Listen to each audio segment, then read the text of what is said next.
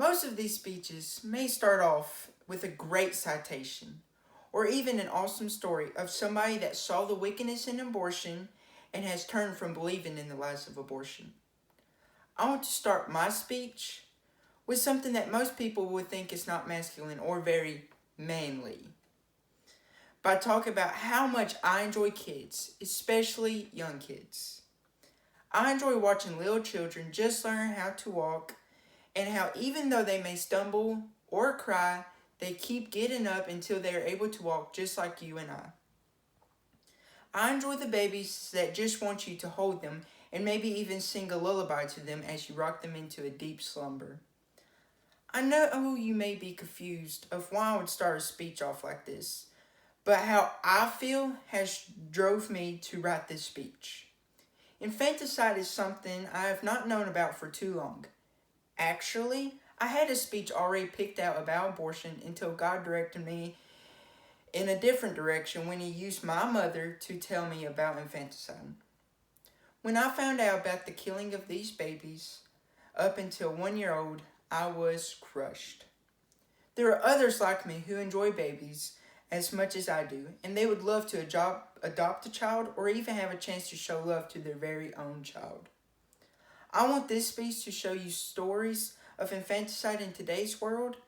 I want you to feel the urge to not only stand up and do something about infanticide, but to also pray earnestly about it because God is awesome and He can stop infanticide. My first story is about Moses, which begins in Exodus 2.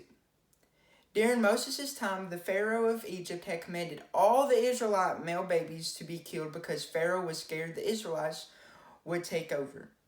Well, Moses' mother saw that he was a beautiful child and hid him for 3 months from the Pharaoh and his officials.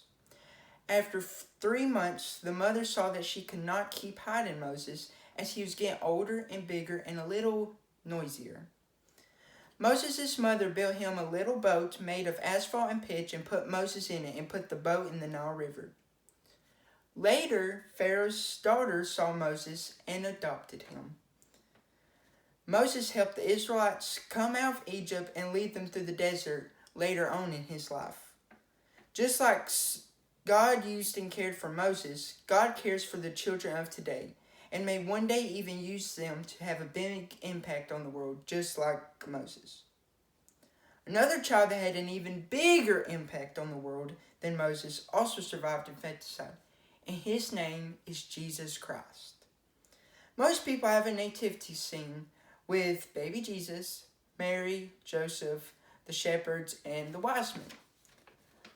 Yet, they miss one key part of the nativity scene.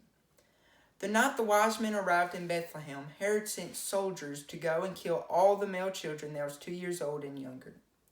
Thankfully, God sent an angel to tell Joseph to take Mary and Jesus to Egypt so they would be safe.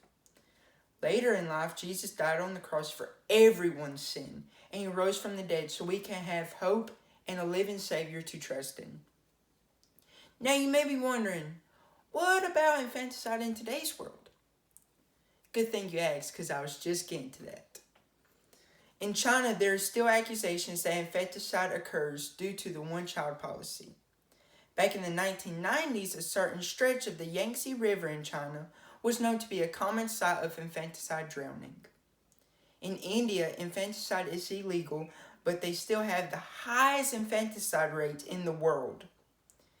Infanticide is even practiced in the rural areas of India. It is so sad that kids in India are being killed while they yet let cattle roam through the streets untouched. In 1983, the United States ranked 11th for infants killed under the age of 1, while in Canada, just 114 cases of infanticide were reported from 1964 to 1968.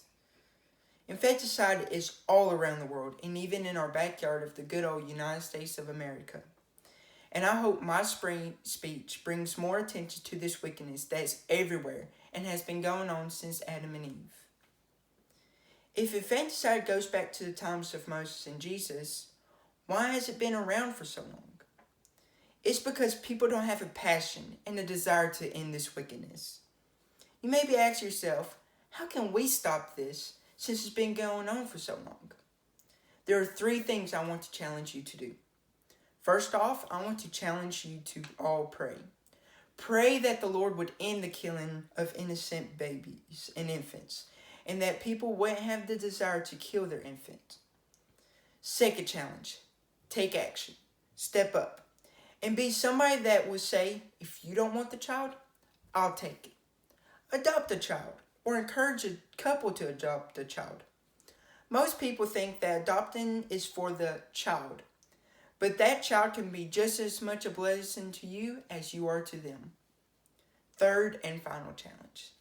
Stand up and speak up. You have heard me speak. Now, I want to hear you speak. I want to see you stand up, just like I have today. Stand up and speak up for the infants. Thank you.